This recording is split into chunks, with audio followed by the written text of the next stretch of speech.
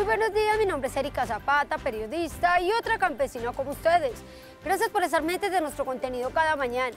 Bienvenidos a la finca de hoy. En esta ocasión los saludo desde este municipio tan bonito de Colombia, se llama Cisneros, ubicado más o menos a 1 hora y media de Medellín. Esto es nordeste del departamento de Antioquia, municipio turístico, se encuentra la réplica del ferrocarril de Antioquia. Bienvenidos al capítulo de hoy.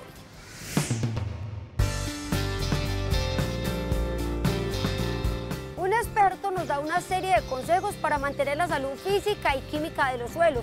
Son muy importantes para el tema de los cultivos, pero también para los animales y para nosotros los seres humanos. Todos los detalles en este programa.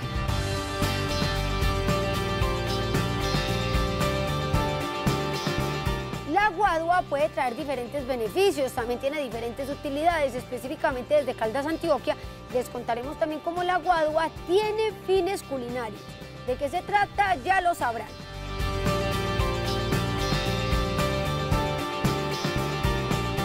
Ya les contaremos cómo los ganaderos pueden reducir el dióxido de carbono en su actividad y así ser amigables con el medio ambiente. Todos los detalles en instantes.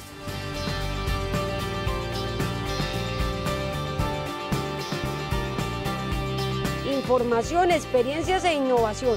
Acompáñenos en este recorrido agropecuario por Colombia.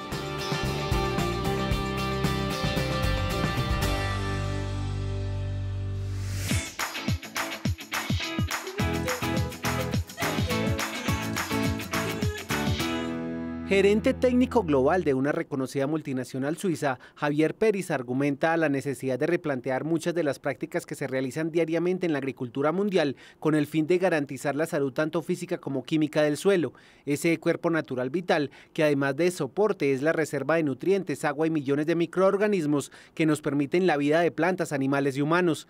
El primer paso para cuidar el suelo sería interesarse en entenderlo y conocerlo. Cada campo y cada agricultor son un mundo diferentes. A lo mejor podemos cultivar lo mismo, pero mi suelo, mi biodiversidad, mi clima, mi cultivo o mi variedad de cultivos son diferentes, con lo cual tenemos que entender muy bien qué tenemos y a partir de ahí hacer los procesos adecuados para poder alcanzar el mayor éxito posible. Podemos hablar de indicadores, porque parámetros hay muchísimos, pero indicadores podría ser la materia orgánica, el pH o incluso la estructura o parte biológica, que son parámetros fácilmente medibles por agricultores y que le puede dar un conocimiento de su estado. El suelo tiene salud cuando permite el crecimiento normal de las plantas mediante su calidad de textura, drenaje, permeabilidad, porosidad, alcalinidad, acidez y sobre todo disponibilidad y equilibrio en los nutrientes que brinda.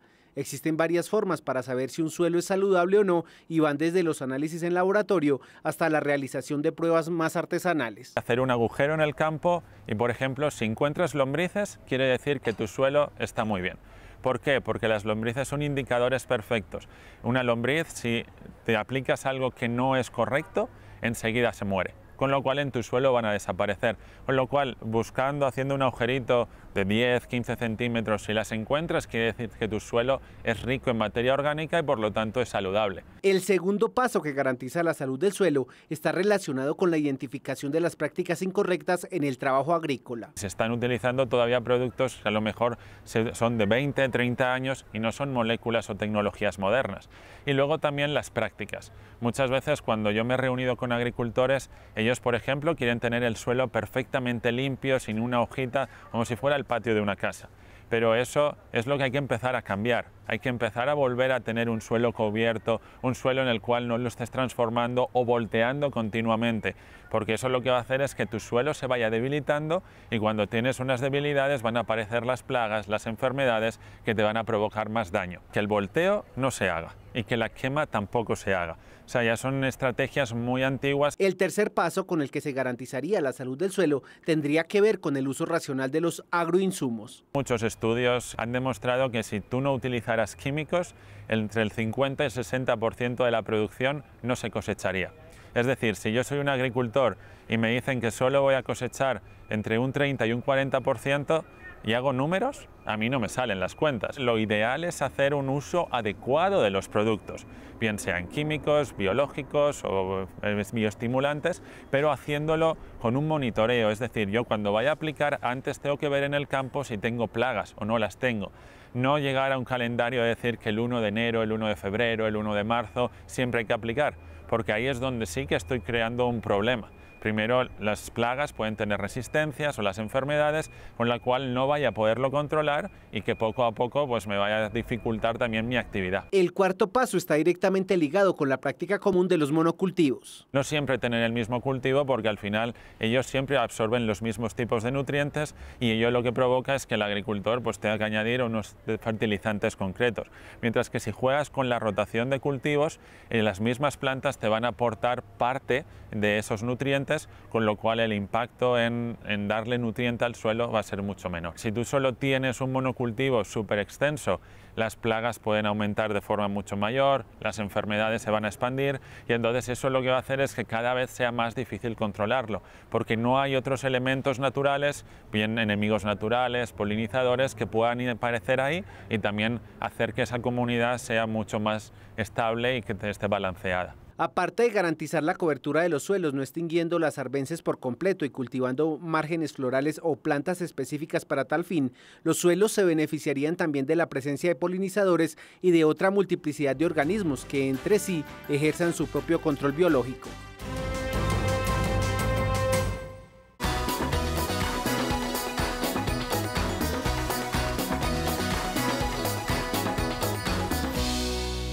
El cultivo de uchuva se desarrolla bien en altitudes altas por encima de los 1.800 metros sobre el nivel del mar, como es el caso del municipio Pamplona, en norte de Santander. Aquí manejamos alturas desde 2.000 a 2.500 metros sobre el nivel del mar, precipitaciones entre 1.500 a 2.000, entre 70 y 80% de humedad. Ahorita antes he estado porque hay en épocas muy lluviosas en el momento y digamos las condiciones de suelos francos. Cualquier agricultor antes de tomar esta iniciativa de sembrar este cultivo, la idea sería hacer un análisis microbiológico al suelo, donde le indique qué cantidad de hongos están afectando ese suelo. Entonces ya va, digamos, como a la fija si esos hongos hay que empezar a intervenir en esos suelos desde una etapa inicial. La temperatura promedio para el óptimo desarrollo del cultivo debe oscilar entre los 13 y los 15 grados centígrados. Las temperaturas altas podrían afectar las fases de floración y fructificación. Las distancias de siembra pueden variar de acuerdo con el terreno. Las distancias van entre 3 por 3, 3 entre planta y 3 entre calle. Pues la idea de siembra, digamos, directa. Realiza uno el aullado, hace un repique de suelo de 40 por 40 y luego le agrega la cal, las enmiendas y luego aplica la materia orgánica y va con la planta. Distancias de siembra de 2x3 y 2x2 también son utilizadas con el cultivo, teniendo así un rendimiento de 2.500 plantas por hectárea. A los 3 meses, luego de la siembra, se establece el sistema de tutorado. Viene el sistema de tutorado, que es para darle soporte a la planta para que las ramas no queden sobre el suelo. Entonces, ahí tan pronto la planta nos da una guía para ella abrirla y digamos que nos quede como una V. Ella, digamos, tiene un eje central de la planta y ahí hay una horqueta que como que le identifica. Entonces los tallos que están sobre la base del plato hay que retirárselos, solo hay que dejar el eje central y darle que dos ramas van hacia esta lado y esta parte van otras dos. Y luego las abre para que ella quede productiva. Cuando la uchuva llega a producción alcanza un alto peso, por lo que el sistema de tutorado evita volcamientos y ruptura de las ramas de la planta. La altura, como la podemos ver acá en la planta, está entre 1,20 y 1,50. Las podas, poda de formación y poda de mantenimiento y poda de fitosanitaria, por si posibles enfermedades afecten a la planta. Pues a la uchuva más que todo le afecta el fusario Las podas de formación van de la mano con el establecimiento del tutorado, al mejorar la efectividad del sistema, eliminando brotes que salen en la base del tallo. Esto le permite a la planta tener más aireación y así prevenir la aparición de enfermedades. La formación es como darle, digamos, el manejo de ramas para cuando viene la colgada de ramas al sistema de tutorado. Y ahí es donde empiezan a abrirla para que cuando se hacen las prácticas de manejo de fumigación, entonces tenga como llegue el producto a toda la planta. Y también en la cosecha para poder que la cosecha no quede a medias, porque cuando no se hace una poda que quede abierta, pues la planta queda toda como encerrada y pues no le entra la radiación solar. Las fertilizaciones del cultivo se hacen mensualmente en la parte edáfica y cada 15 días a nivel foliar, tratando de incluir sobre todo materia orgánica y biofertilizantes. Es una planta que produce muchos frutos, por lo que fertilizar constantemente estimula el desarrollo productivo. Las fumigaciones se hacen cada 15 o 30 días de manera preventiva.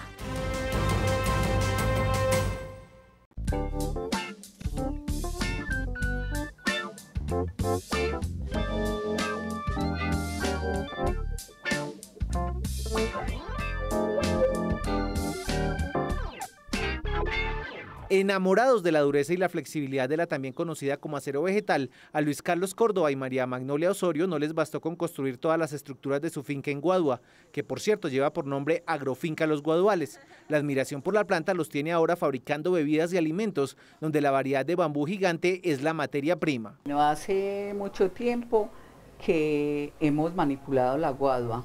Mi esposo siempre ha tenido la guadua como primera expectativa para la construcción también de los invernaderos, de los agrocultivos, de la casa, y ya finalmente la hemos optado por el consumo de alimento.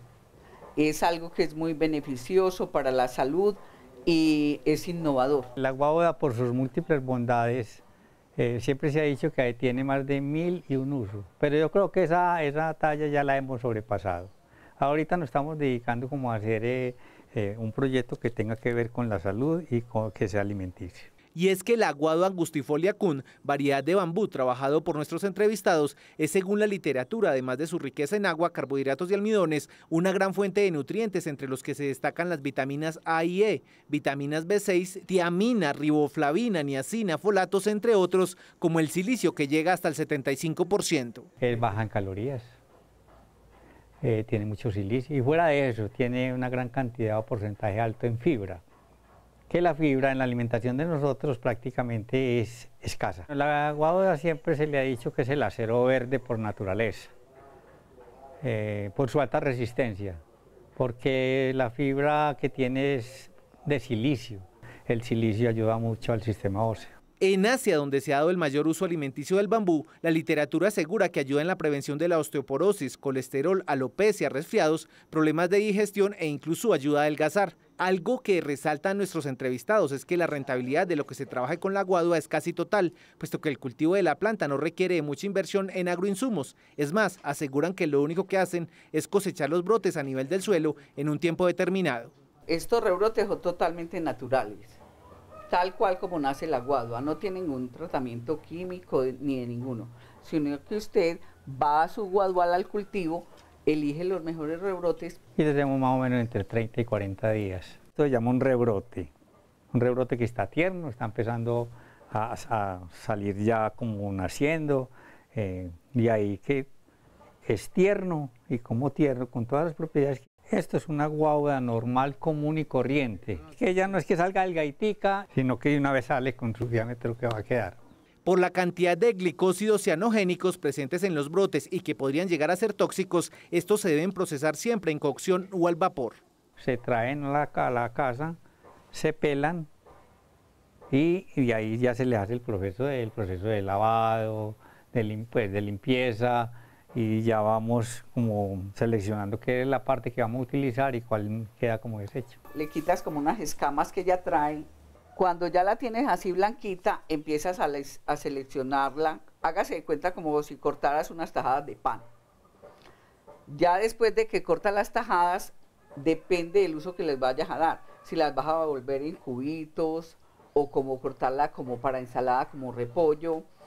Depende de cada uso de repostería, tú le vas a dar la forma al rebrote. Los cubitos los cortamos, tiene un proceso de deshidratación por ahí por 5 días, después los llevas a una cocción más o menos de 3 horas y después ya les haces como un escurrimiento y ya los preparas con las mermeladas, los sabores que tú quieras, unas mermeladas naturales.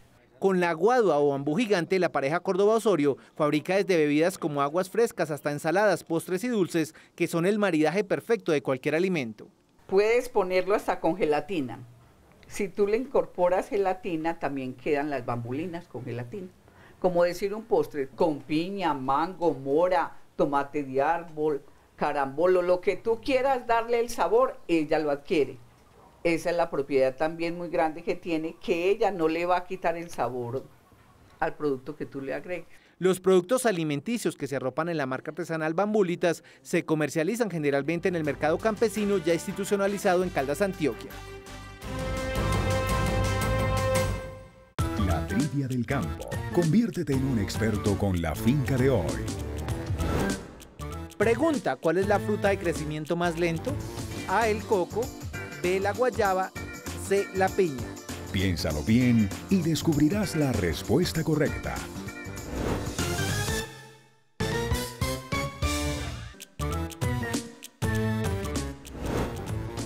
Pregunta, ¿cuál es la fruta de crecimiento más lento?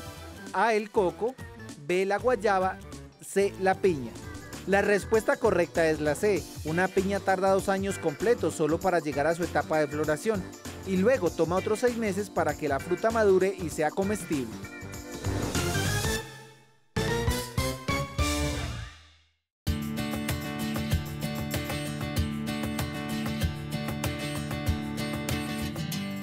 Propietario de Uniflor, cultivo de crisantemos con destino a exportación ubicado en el municipio de Río Negro, en Antioquia, Santiago Cook habla con satisfacción de los resultados obtenidos al reestructurar sus invernaderos, cambios que según él funcionan para incrementar los rendimientos en cualquier tipo de cultivo. Cuando empezamos, el ciclo de producción era unas 12 a 13 semanas, en algunas variedades se había podido bajar a 11, pero por mucho que intentábamos no bajábamos más de eso. Solo bajar de 8 semanas a 6 semanas resultaría en un incremento de 20% de más producto por metro cuadrado año en la finca. Teníamos unas 75 matas por metro cuadrado y estamos alrededor de 100, podemos subir en algunos casos a 100, 110, 120 matas. Entre más chiquita la hoja de la mata, más se puede juntar las matas. El incremento de la densidad de siembra y la cosecha de tallos en menos tiempo no tardó mucho en mejorar también sus rendimientos económicos. El costo de producción fácilmente se puede reducir un 30%. Los costos fijos se diluyen en mucha más producción. Entonces es un beneficio que directamente va al bottom line, ¿no? al resultado final de las pérdidas y ganancias. Lo mejor, según Santiago, es que los cambios no requieren de mucha inversión, puesto que los soportes de sus invernaderos siguen siendo las guaduas que ha utilizado siempre, las cuales alcanzan hasta los 9 metros de altura. Y hemos logrado, sin tener hacer movimientos muy costosos, simplemente hacer una leve reforma arriba para hacer una abertura en toda la cúspide del invernadero, junto con unos colectores en forma de canoa por debajo de donde se abrió la cúspide, para que el agua se recoja en el momento de lluvia. Hemos logrado que estos invernaderos no superen los 32 grados centígrados. Este es el prototipo donde demostramos que con una estructura de guadua tradicional, todos los elementos en madera, excepto algunos elementos que se hacen con cerrajería pues normal, y plástico del tradicional, sin calibres, antes sin calibres incluso más bajos, un grosor del plástico más bajo, se logró bajar la temperatura del invernadero considerablemente. Con la apertura parcial de los techos, lo que logró Uniflor fue regular algo tan básico en las plantas como la luz y la temperatura. Entre más los encierre uno, más se le va a subir la temperatura. Es crítico bajar la temperatura porque si tenemos luz, que es la ventaja competitiva, pero si la luz se da con temperatura no tenemos fotosíntesis. Entonces necesitamos la mayor cantidad de fotosíntesis. Para poder tenerla tenemos que tener luz sin alta temperatura. Eso hizo que la planta mantenga su metabolismo activo mucho más tiempo y vaya desarrollándose mucho más rápido. Por eso entonces, como no hay tiempos muertos de crecimiento, la planta se logra desarrollar en 8 semanas en vez de desarrollarse en 12 semanas. La demanda de agua y nutrientes se incrementa naturalmente. En el momento en que abrimos el invernadero y logramos que el aire caliente, que es húmedo porque es todo el vapor que está transpirando las plantas, sale, empieza a entrar aire frío, que es bueno, pero también es aire muy seco, que tiende a deshidratar más rápido las plantas, pero eso no es malo. En el momento en que transpiran más, pues van a movilizar más agua por sus tejidos, y si en el agua uno le mete los fertilizantes que ella requiere para cada etapa de su crecimiento, pues va a estar optimizando el metabolismo de las plantas y minimizando el ciclo de producción.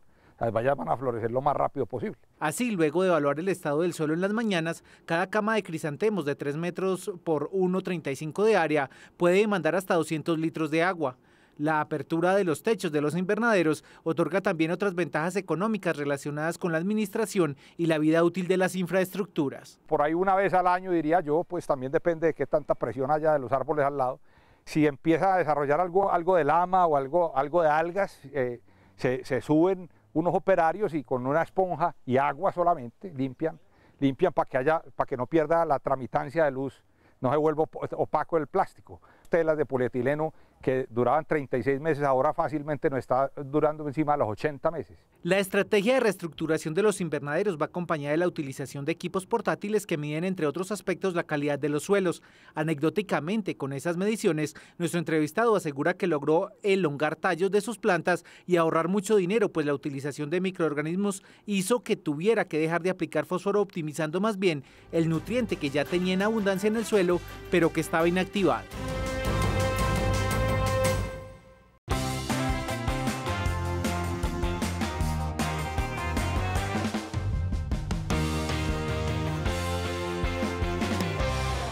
En San Andrés Isla, donde la actividad agrícola es casi inexistente, Nelson Marín, agricultor, pudo desarrollar su proyecto hortofrutícola aprendiendo de manera autodidacta, ensayando a prueba y error, ha logrado levantar sus cultivos sin ayuda y con sus propios recursos. Muchos obstáculos, entre ellos está el tema del suelo. El suelo de nuestro territorio insular es arcilloso, es demasiado fuerte. En época de verano se raja, es como un concreto, y hacer la actividad de agricultura se dificulta mucho en el tipo de agricultura que Marine Farm quiere hacer, que es el tipo de hortalizas. Trabajar para cambiar los suelos, reconvertirlos, aportarles materia orgánica y aumentar la retención del agua. Esas son algunas de las labores que ejecutó Nelson para poder darle aptitud agrícola a la tierra de su finca y emprender sus cultivos. En San Andrés la limitante para la agricultura es la tierra.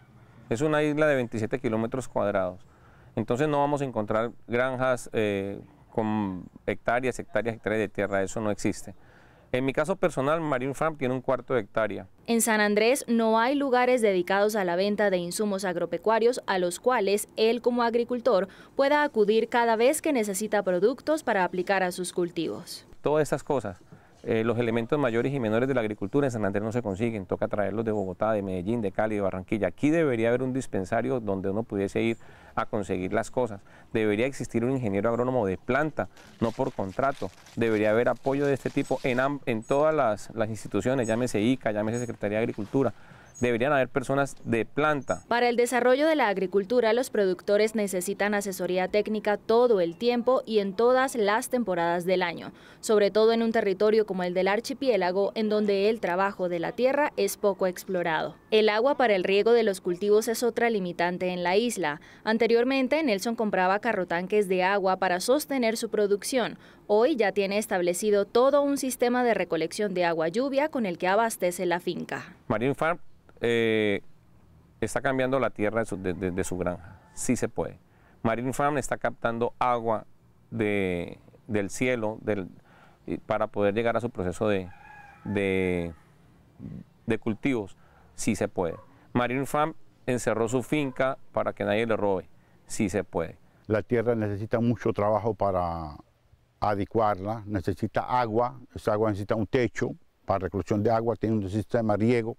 Entonces todo el mundo tiene su terreno, pero no tiene todas esas facilidades para hacer todo eso. Faruk, agricultor y comerciante, nació en Turquía, pero llegó a la isla hace más de 30 años a trabajar la tierra y a hacer agricultura. Al igual que Nelson, todo lo ha construido por su cuenta y sin asesoría de ningún tipo. Aquí hace falta apoyo económico, pues no regalándole plata a la gente, sino apoyándole con profesionales y al pie de la letra y hacerle de su finca ya productiva todo lo que necesita. Ya depende de la persona que si quiere o no quiere. Si el que quiere se acerca, el gobierno le ayuda, asesoría técnica, profesional, y si necesita un tanque de agua y tanques grandes, 200.000 litros, se llaman tanques australianos, y un techito, sirve para los campesinos descansar, para la cosecha, para guardarse la lluvia del sol y sirve para recoger aguas de lluvia. Faruk asegura que con esos recursos el campesino isleño tendría cómo iniciar un sistema productivo.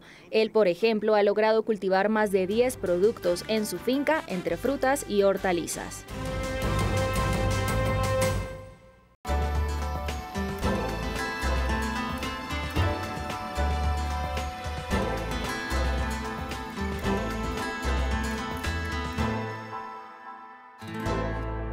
No es el ganado, es el ganadero. Esa es la premisa con la que Brandon Bustamante, estudiante de zootecnia e investigador de la Universidad Nacional, asegura que es injusto comparar las emisiones de gases de efecto invernadero que genera la ganadería con la contaminación ocasionada por los aviones, carros, trenes y barcos. Es más, asegura que los bovinos son tan responsables de emitir dióxido de carbono, metano y óxido nitroso como lo son también los ovinos, los porcinos y todo el sector agropecuario, solo que por su peso y tamaño corporal las cantidades emitidas son superiores. Reducirlas estaría en manos no de los animales, sino de sus propietarios. Puede haber una ganadería que esté como tal emitiendo más de lo que se capta, pero a través de la zootecnia, de la nutrición, de los mejoramientos de praderas, de las asociaciones con plantas, puedo mejorar eso. Eso es una producción de la cual los colombianos económicamente muchas familias viven de esto. Esto es un trabajo muy bonito y no hay que atacarla, hay que encontrar alternativas y soluciones porque podemos ser neutrales. En su perspectiva, Brandon asegura que en la emisión de los gases que generan el calentamiento global no solo interviene la vaca, sino el suelo y los pastos, por lo que reducir esas emisiones depende del trabajo integral dentro del hato. Nuestro entrevistado tampoco está de acuerdo con que se señale a la ganadería de carne como la mayor responsable de la contaminación. De igual forma son rumiantes, aquí y allá. Lo importante es saber cómo le hago el manejo a mi ganadería. Yo no diría como tal que cuál es la que más contamina, sino que cuál es la que tiene mejor manejo, porque yo puedo tener una ganadería de carne que contamina más en cuestiones de nutrición, en cuestiones de que es plano, o sea, usted acá puede ver árboles, puede ver diferentes tipos de especies, pero usted puede ir a ganaderías donde exactamente acá en esa misma zona y no ves un árbol. Precisamente en esa visión de trabajo integral que busca reducir las emisiones de gases de efecto invernadero, cobra especial importancia la preservación y siembra de árboles y predios más cubiertos de vegetación. Si nosotros estamos produciendo metano, estamos produciendo CO2, ellas necesitan eso para su fotosíntesis y lo podamos fijar. La idea es contar también con maderables, tratar de tener especies muy variadas en ese sentido. Hay muchas formas de poder tener sistemas silvopastoriles, con asociaciones con leguminosas, están en zanjas, bosques, se pueden hacer en líneas, muchas veces se utilizan como cercas vivas. El manejo de las praderas también es vital a la hora de descontaminar el trabajo ganadero. Dejar que los animales pastoreen el mismo potrero durante varias semanas o meses no solo degrada y erosiona los suelos, sino que altera la rumia del bovino al incrementar su consumo de fibra debido a la lignificación, por lo que forrajes hechos o viejos ya no le entregan la misma cantidad de nutrientes al animal, pero sí le incrementan, por ejemplo, la producción de metano. Inicialmente hay que saber en qué punto tenemos nuestra producción, saber qué plantas, con qué tipo de vegetación contamos, hay que hacer un inventario. Hay veces las personas no saben ni siquiera qué pasto tienen. La idea es tener, como se dice, una ensalada forrajera, ¿cierto? Que cuando el animal coma, no solamente coma quicuyo, sino que se vaya una leguminosa, se vaya un trébol blanco, va a ayudar como tal a través de la fijación del CO2, también va a ayudar a través de la nutrición a evitar que el animal produzca más metano de lo que normalmente produce si de pronto se tienen pasturas degradadas. Aparte de la fermentación entérica, como se denomina el proceso interno de gasificación de los bovinos, también generan gases de efecto invernadero el manejo del estiércol y los trabajos de los cultivos de los forrajes, particularmente labores como la fertilización. Hay que tener en cuenta por qué se hacen las esas enmiendas, con qué tipo de enmiendas se hacen, ¿cierto? Hay veces que ni siquiera sabemos por qué estamos fertilizando. Indica nuestro entrevistado que ya en el comercio existen también alimentos suplementarios que reducen hasta en un 50% la producción de metano en el rumen, basados en nitrato de calcio, aditivos sintéticos y materias primas naturales. Algunos estudios señalan que los gases de efecto invernadero generados por procesos digestivos son responsabilidad en un 87% de los bovinos, 7% de los ovinos, 2% de los porcinos y el 4% de otras especies.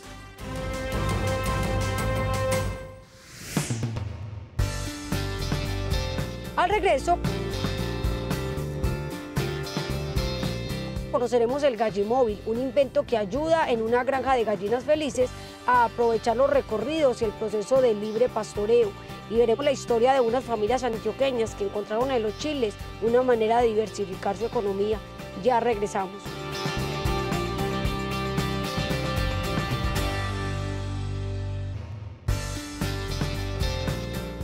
Nuestra compañera periodista Rocío Carrillo preparó un informe para explicarnos en qué consiste el Gallimóvil, un sistema que se implementa en todo el tema de gallina feliz, de esa actividad dentro de nuestra producción.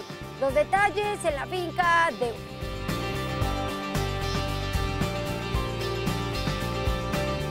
Les vamos a hablar sobre la enfermedad letal en el cultivo de uchuva, cómo se puede prevenir, cómo se puede controlar.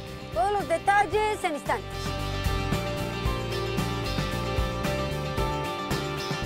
Más de 40 familias cafeteras de Antioquia ahora están cultivando los chiles, les está yendo muy bien con esta variedad mexicana. Continuamos con este recorrido agropecuario por Colombia.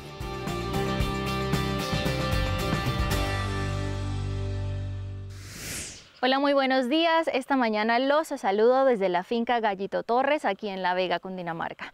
Quiero contarles que los productores de esta finca tienen una avicultura en pastoreo que manejan utilizando dos métodos, un galpón fijo y algo que ellos denominan Gallimóvil. ¿Quieren ver de qué se trata? Veamos el informe.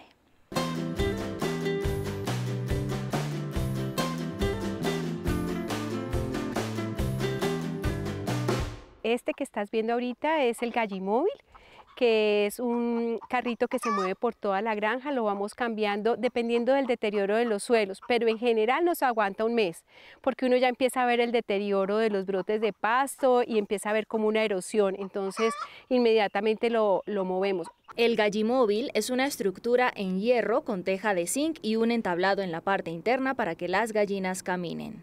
Está la puerta que sube y baja y les colocamos esa rampa en madera, en una tabla como para reutilizar. Aquí tratamos de reutilizar todo pensando en su comodidad, porque como son gorditas y la puerta se va, ellas se deslizan, entonces quedan como en un rodadero, entonces para que no se lastimaran les colocamos esa tablita. Estos avicultores colocaron a los lados del Gallimóvil unas cortinas que se pueden subir y bajar. Sirven para proteger a las aves en días de lluvia. En la parte interna ubicaron canastillas de Fruber que funcionan como nidales para que las gallinas pongan sus huevos. La parte de atrás tiene unas ruedas, entonces la idea es que se levanta de adelante y se corre. Se podría colocar las 4 ruedas, sino que no son muy económicas, entonces por ahorrarnos las otras 2 cargamos de un lado y el otro rueda, que ya era suficiente para moverlo por toda la granja. El Gallimóvil se mueve una vez al mes para que las gallinas vayan rotando el pastoreo por toda la finca.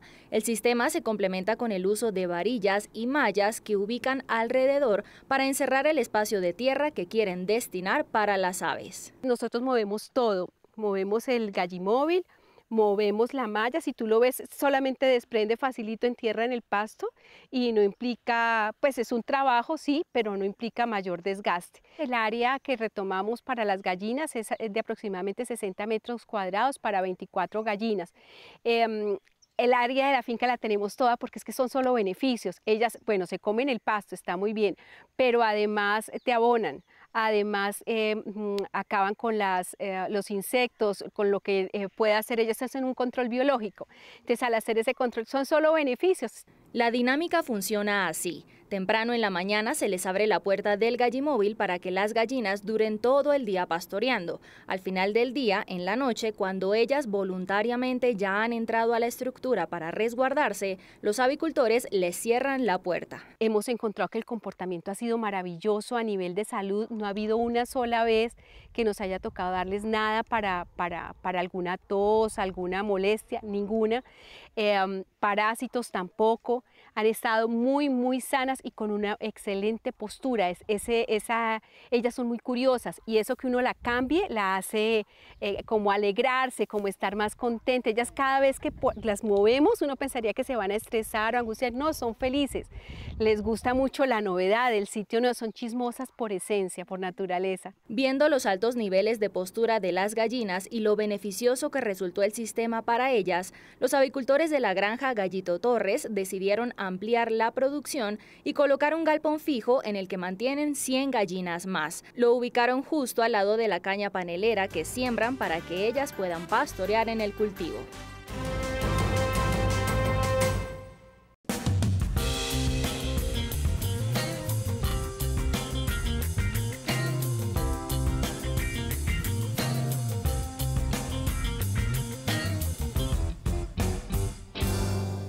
Asistente técnico del programa Más Campo, Más Sostenible, el tecnólogo agropecuario Luis Fernando Vargas habla con satisfacción de los resultados gracias a la tecnificación obtenidos por las 37 familias que integran la Asociación de Productores de Plátano del municipio de Santo Domingo en Antioquia.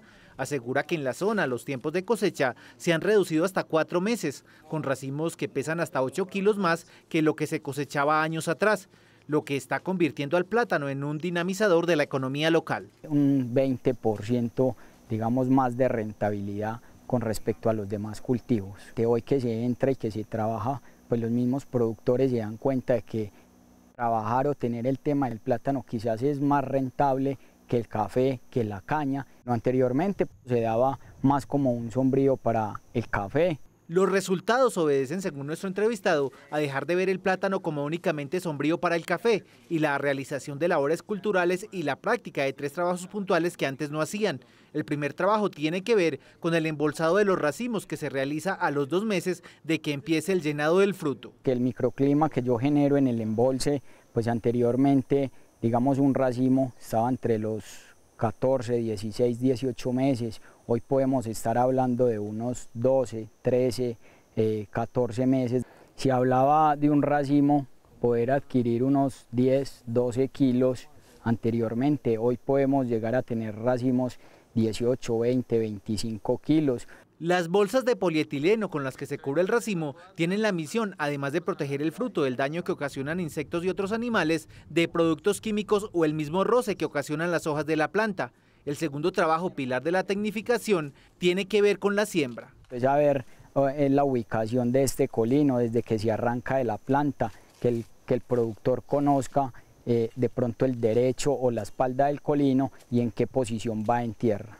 Saber pues qué hijos debo ir yo dejando o posicionando. No es que todos los rebrotes que me salgan pues todos van a quedar porque se me va a cepar la mata al final. Entonces yo debo empezar a dar un manejo desde el cultivo como madre, hija y nieta, buscando un tema de mejor productividad, unas labores culturales que anteriormente no se hacían, pues se sembraba una planta y prácticamente se dejaba a lo que daba. La razón del cuidado máximo que se debe tener al sembrar el cultivo de plátano, especialmente en zonas de ladera, tiene que ver con una particularidad propia de su especie.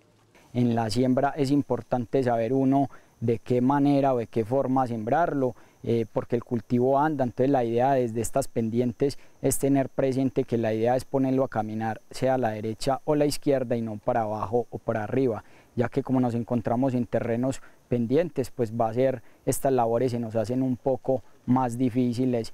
Debido a las inclinaciones de las laderas que allí superan los 45 grados, la segunda labor vital tiene que ver con el tutorado del tallo, es decir, este es fijado con una fibra al suelo para evitar que la planta se caiga desde la raíz por causa de los vientos o por el peso del racimo. El resto de las labores culturales, incluida la fertilización como tercer trabajo de importancia, se realiza de manera convencional. Un deshoje, un desguasque, un deshige, desde la importancia del amarre o el embolse de la planta. encontramos que son suelos muy pobres en materias orgánicas o en elementos nutricionales, lo cual hay que ayudarles bastantico con el tema de fertilización. Anteriormente pues fertilizaban por allá cada 6, 8 meses cuando pasaban fertilizando el café. Hoy se les recomienda, de acuerdo al cultivo y a las zonas, por lo menos cada mes, mes y medio, así sean dosis bajas, pero que sea con frecuencia. Las 37 fincas beneficiadas del programa Más Campo Más Sostenible están cosechando plátano cada 15 días como alternativa productiva a sus cultivos de caña panelera y café.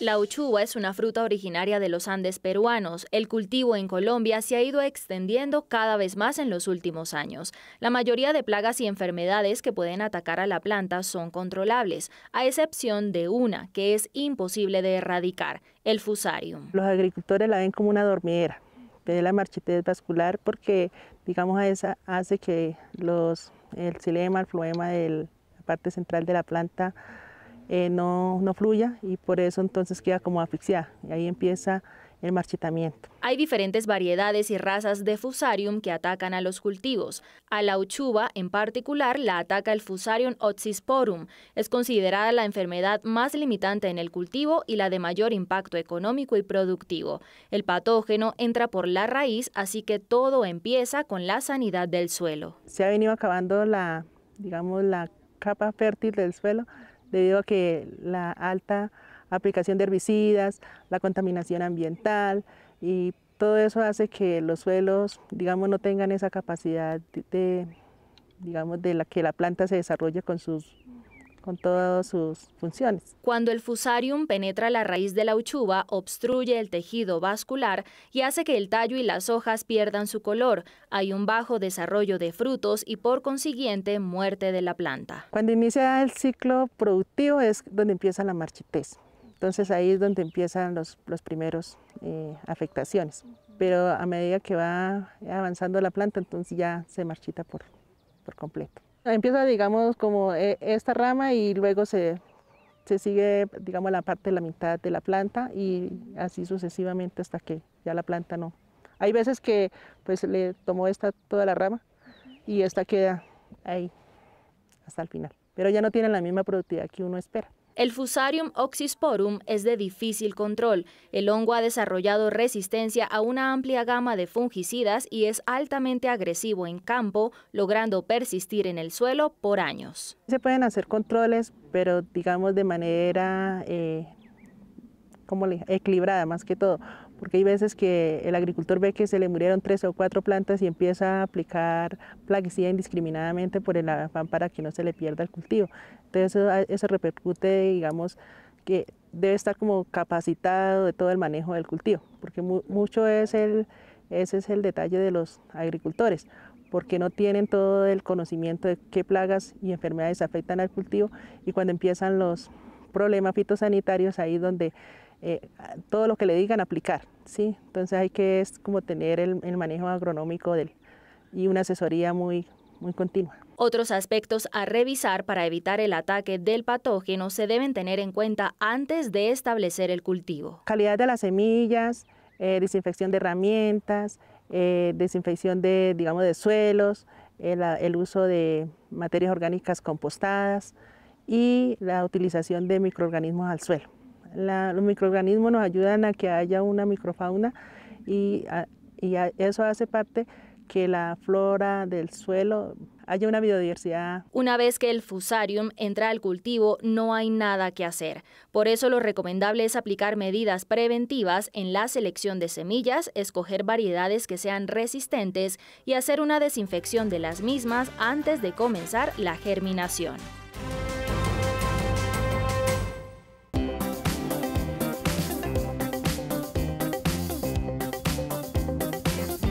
Luego de experimentar por años con aguacate, tomates, peces y hasta caracoles, buscando la estabilidad económica de su finca La Leyenda, Pablo Betancur es reconocido en Santo Domingo como el agricultor que está diversificando la vocación agrícola de esa región del nordeste de Antioquia.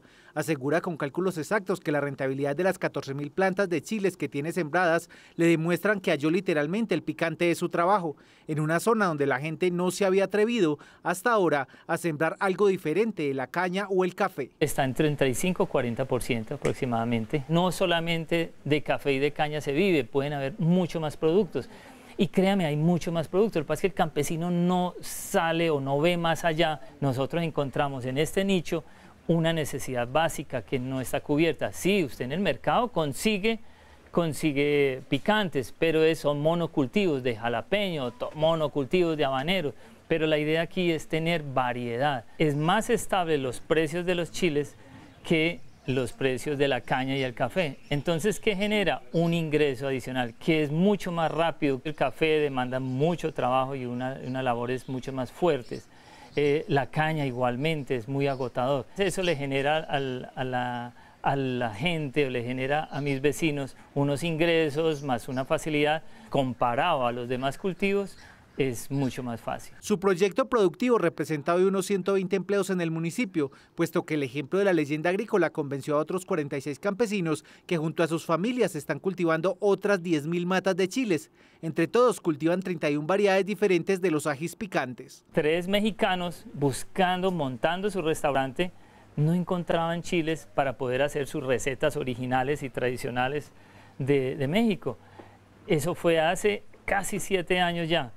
Y nos trajeron las semillas, me regalaron las semillas por favor que les sembrara tomatillo, chile árbol, que ese es de allá, jalapeño y el habanero rojo común. El tomatillo tenían que reemplazarlo por tomate verde y no les daba el mismo resultado. Los resultados conquistaron el apoyo con insumos de una empresa minera que explota oro y del gobierno local que se sumó con asistencia técnica y estrategias de consumo y comercialización. Con el proyecto este es el tercer año que llevamos, hemos invertido más de 150 millones de pesos nosotros. La mina está acá al frente, pero aquí al lado está el que produce panela, entonces está el trapiche panelero, está la actividad productiva, está el cultivador de café, están estos proyectos también. Entonces podemos coexistir en el territorio realmente de manera amigable como tal. También estamos haciendo cruces de productos entre nuestras mismas asociaciones. Hoy tenemos la Asociación de Apicultores aquí en Santo Domingo.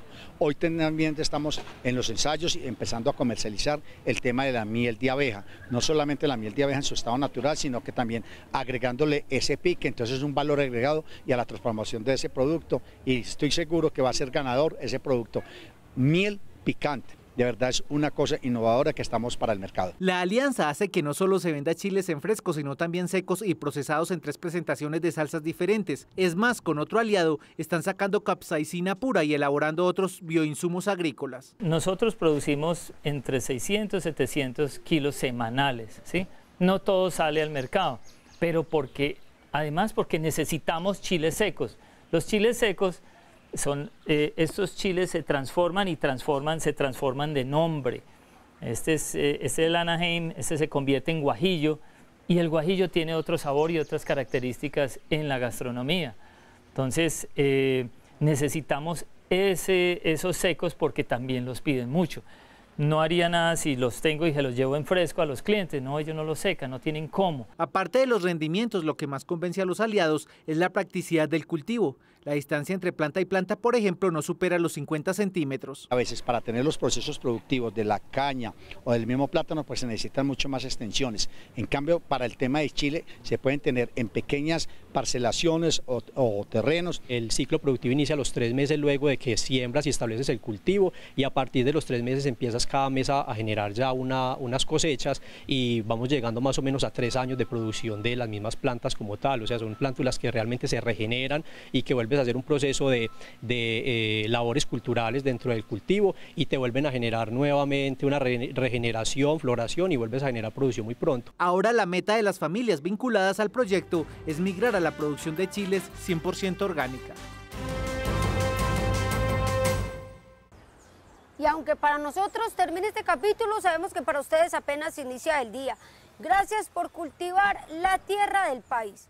Recuerden que las personas que están en otros países nos pueden ver a través de la señal de Caracol Internacional y ustedes a través de las redes sociales que aparecen en pantalla. Ustedes no solamente son los protagonistas de este programa, también del trabajo de la tierra del país. Cada mañana tenemos otra cita bien temprano, pero quien madruga, Dios le ayuda, y todos los días madrugamos para aprender del trabajo de nuestros campesinos. Hasta pronto.